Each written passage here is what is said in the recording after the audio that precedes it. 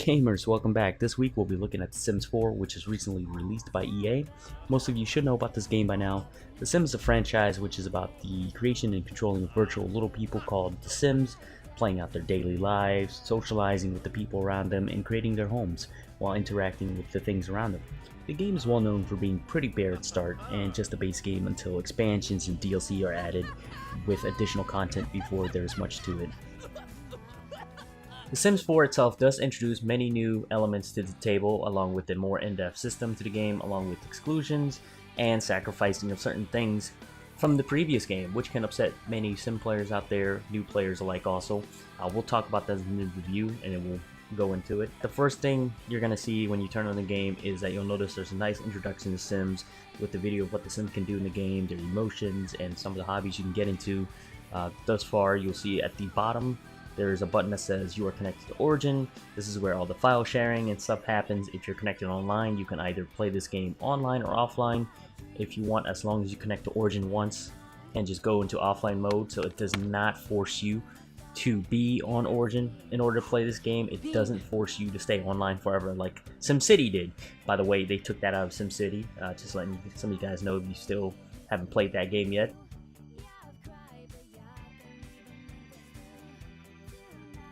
When you're looking at the graphics of the game, you'll notice they didn't take it up a notch and went crazy with the game and took it to Frost Engine. The game is very optimal. It feels very optimized. It runs perfectly fine on my computer. I've asked my friends, I've asked around on people who own the game. They're telling me the same reaction, that the game runs fine as long as you meet the minimum requirement. Everything else about the game, it feels really optimized and very, very nice.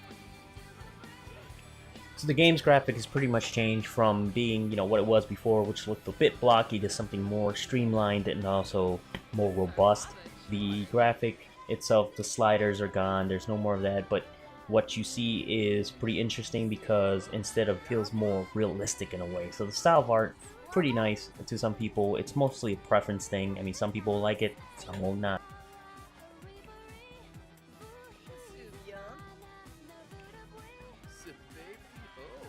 So as you can see, one of the life stages from the previous Sim cutout was the toddler stage where you control the toddler.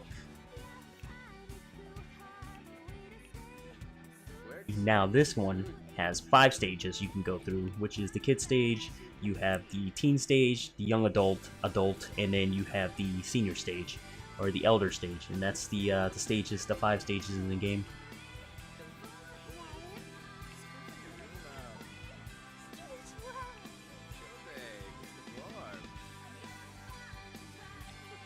Options and change the voices. Now going down here, you can actually click and select the aspiration for your Sim.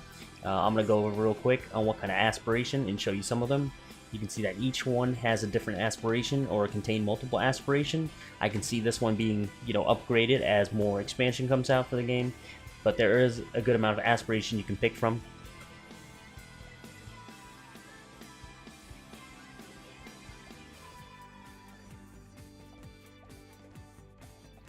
Going on to the next button, you can see that this is the trait option of the game. You can see different traits. And I'll show you some of the traits right now. You can be evil, you can be good, you can be a nerd, you can be lazy, you can be a snob. There are a good variety of traits you can choose from, and there's also beneficial traits you can earn from the game itself. So there's more than just what you see here. Inside the game, we'll show you what the other traits you can earn later on looks like. The creation system for this is now a lot more fun because all you have to do is click on the body and see where you want to customize your Sim. You can pretty much see the customization right here. On the right side, you see presets. By clicking on different presets, you can customize their colors, you can customize their shape of their eyes, their nose, their ears. Once you're done with the presets, you can pretty much go over to the left side, and from there you can drag the mouse around and customize the way you want your Sim to look, making a really sleek and easy system to use. I'm going to go ahead and take you guys into the area of the game that you can visit and the location. The game has 2 locations you can build at right now, which is Willow Creek and Oasis Springs. As you can see, the game is divided up into neighborhoods, and neighborhoods are divided up into lots that you can build on. The free roaming is gone from this game. It can either be a positive thing or a negative thing to some people.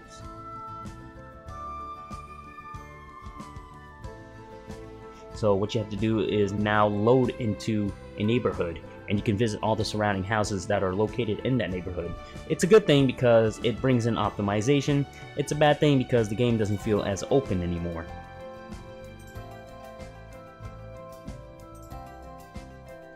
Keep in mind when I said you can visit houses in the neighborhood, I meant the houses that are actually interactable in their lots. You can't just wander off into the block and visit a house here and there because they're static background, so that does break a little bit of immersion. To show you the lots and what you can do with them, you can actually change the lot type. There are 8 different varieties in this base build.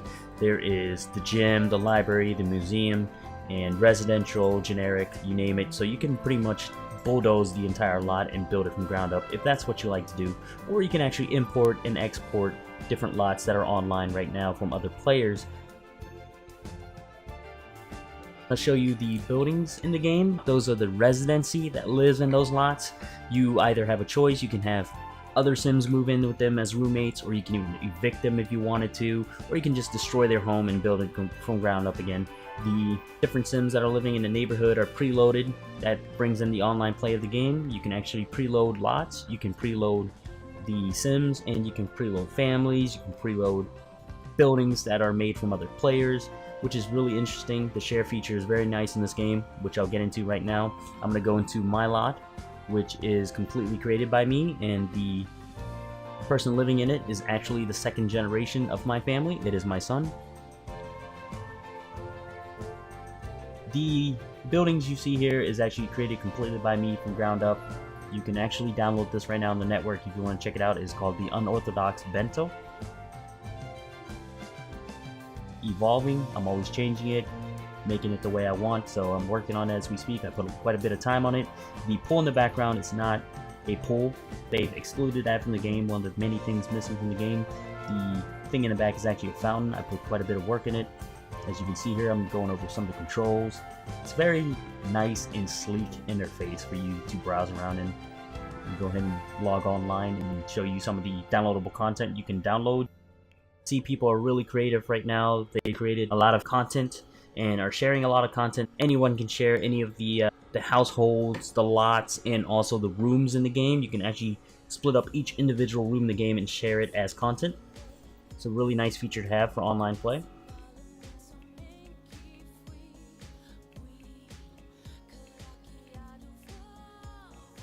The one thing I really complimented on this game was the interface and the controls. It's not a clutterfest. Every single box is hidden by buttons on your screen, which explains about your Sims relations and the goals laid out. Everything is done by buttons. You can either click on them or you can learn the hotkeys. Once you learn the hotkeys, you can actually do things much faster. The control for the camera also is very nicely done. It's very refined and easy to use. You can use your right click to rotate or left click to move about, or you can just use your keyboard WASD key and move around with. One of the other thing that's really nice about the game is the new building tools. The building tools is very powerful this time. You can actually build rooms and extend on it. You can pull it out. You can make it longer, pull it back shorter. You know, you can make it whatever you want. And pretty much what happens to the items, they go back into the crate. So you can design the buildings you want. If you don't like a room location, no problem, just move it. You can move it and create something else in its place, or you can save it all together to load it, or you can even share it. Raise elevation. I'm going to show you a little bit more on how it works. So each individual room you draw is cut up into pieces. Keep in mind, in this base game, you can only do 3 stories for every building. You can't go higher than 3 stories at the moment. This is my patio. You can actually rearrange the patio the way you want. And pull it out if you like, or pull it, a little bit farther out and create something else in its place, maybe a hallway to the patio. So again, very powerful tool. And very easy to use. So if you enjoy building houses, this tool is very fun to play with. I mean, I spent countless hours doing this. You can spend a lot of hours just building your house.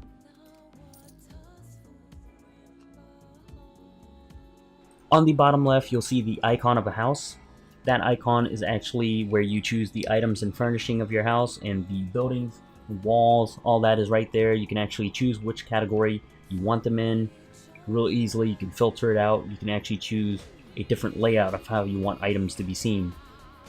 Now keep in mind, the one thing that it was excluded from the game is the ability to have like a whole array of palette of colors, but they have taken out this palette and given you limited choices. Hopefully they improve on this and change that in the future. We'll see more coloration. But as you can see, it's very easy to pick up items with the interface and just move it around and change its color.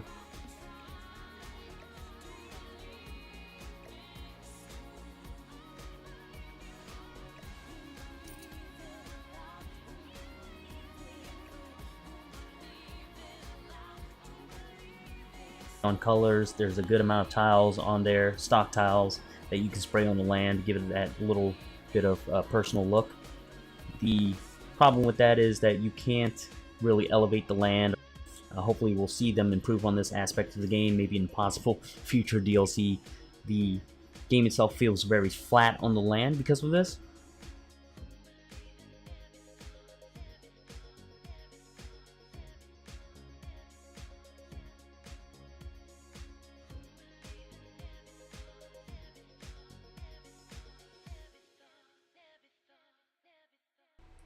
Let's go ahead and resume the game and go into the life of my son. As you can see, that's the fountain at work right there. Everything is now live.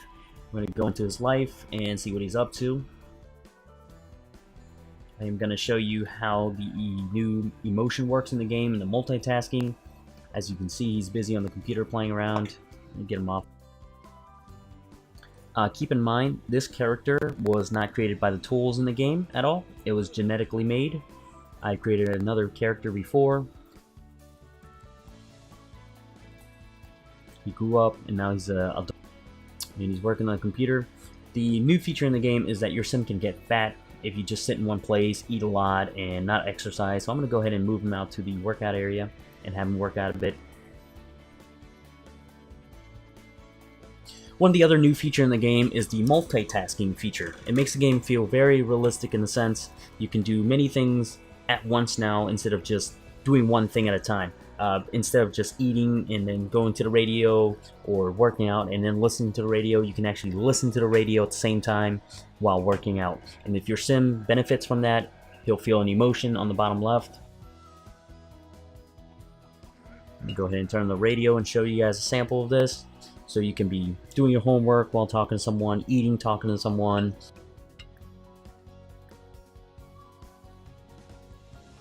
Another new feature in the game is the position of audio in the game. You can actually hear sound come from different directions. The audio in this game is really well done. The sound of your character, audio itself, the music, the voices, and also the sound effect works really well done in the game.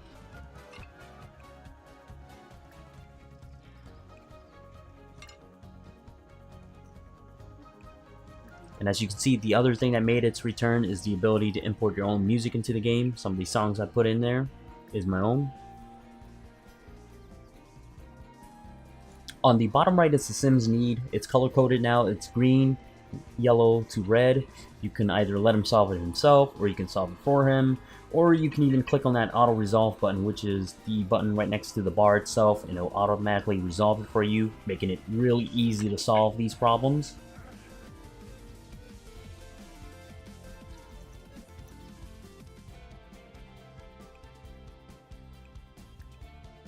I'm going to go ahead and zoom out real quick and show you the neighborhood, just to give you a look at the neighborhood and what you can interact with. You can't go too far out, as you can see once you put your mouse on certain things.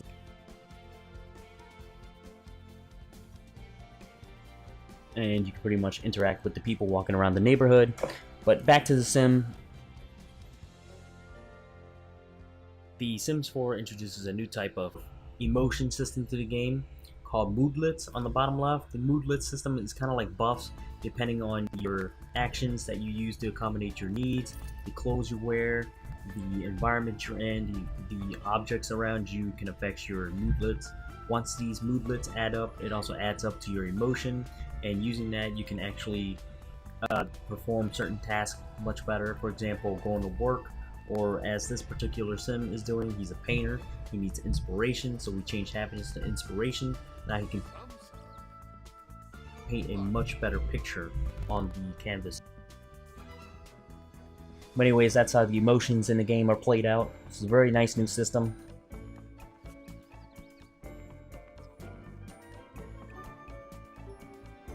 Jobs in this game is offered pretty much when you're a teenager in the game. You can work part-time at a barista while you're going to school, or you can choose to be a retailer, just to name a few. But career starts when you're a young adult, and the career works by branching off 8 different careers. Basically, there's 2 branch each. For example, if you pick tech guru, you can be an entrepreneur enterprise. You can be a esporter, or if you pick something like culinary, you can do cooking or mixologist, just to name a few. So all these jobs have 2 different branches. The jobs option in the game offered right now does feel a bit shallow in the game. That's all there is to the base game, but hopefully in the future, through DLCs and expansion, we'll be able to see more job offerings for each categories, perhaps more categories, and also more expansive types of variety of job, which you'll have to discover.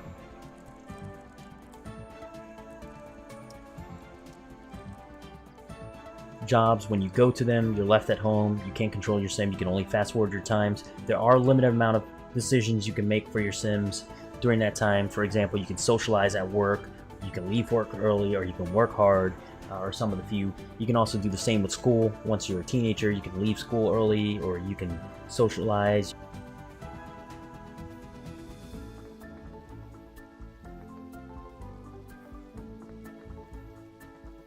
Next, I'm going to get into the reward points in the game. To earn reward points, you must complete certain tasks on the bottom left, which appears up on your character's head.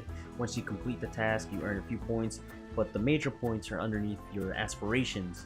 If you complete the task under aspiration, you earn a lot more points. And once all this is acquired, you've earned enough points, you can open the reward box. From there, you can choose 2 different varieties of rewards. There are potions and there are traits. The traits boost your character tremendously, but they're very expensive.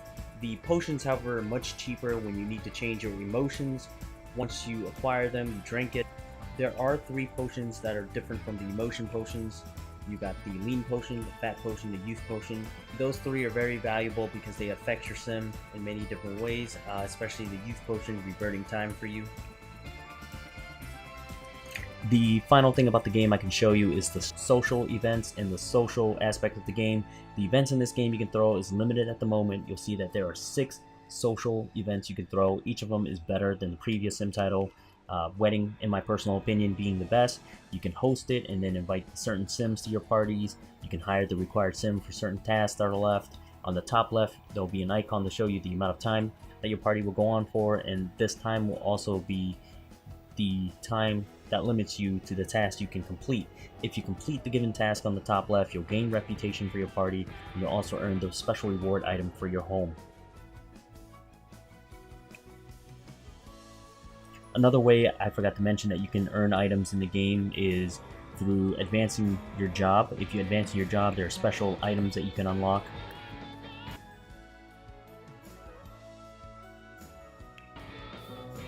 Socializing is a really important aspect to your sim life and one of the required needs. You don't have to do it if you don't want to. There's other ways to handle it, but in order for you to know about sims, get married, have kids, or even make friends, you'll have to be a bit social.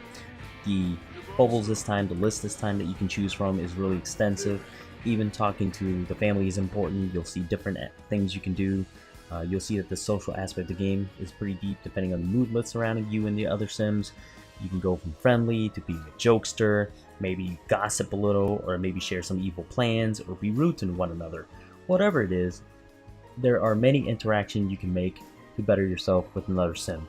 With the new multitask feature in this game, it also lets you interact with many more sims in the game at the same time while socializing.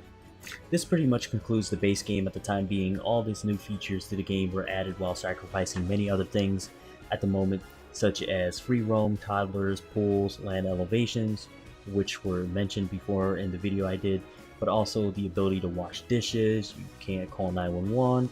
You can check the full list at the bottom. It's pretty extensive. Knowing EA, these type of stuff will come much later for the game as expansions or DLC, but as it stands, the way the base game is, for what it is heading in a good direction, is more enjoyable, more in-depth, and feels like a different Sims game than the previous.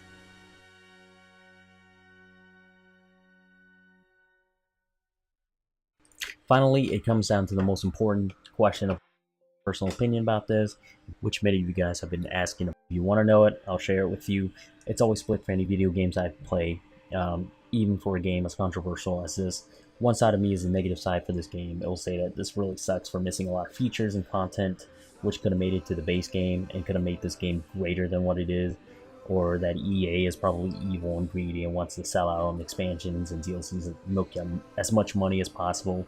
Yeah, I do have that side of me too, but the positive side will say that the update and additions to the game makes it really fun to play. More in-depth, seems like it's heading for the right direction, and the game is doing its business to stay alive by selling these expansions, which is what the company does in order to stay afloat in the business and pay its thousands of employees. Understandable. Notice that the game itself did not hide what it was excluding and what it was including. If you did your research, which is a good step for EA, since they could have just, I don't know, gave you guys an updated Sims 3 with a graphic overhaul, Frost engine, and just threw in some content, flung it around at you guys, you still most likely would have been mad about it. Think Madden. It didn't go that route this time. The game seems like it wanted to be different, and also it made your previous Sims worth owning. So if you own 3 and 2, you can cherish and still play them with the expansions they have and the content.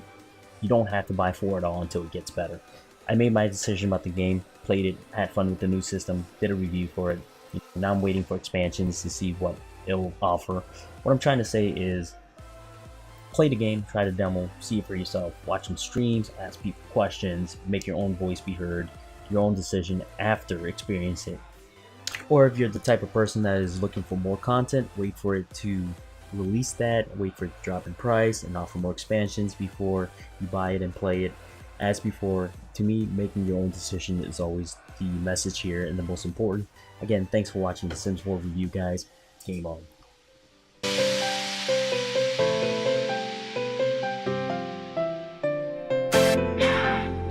So bright, let me go across. Down in Vavigas. Don't seek a pussy, my peanut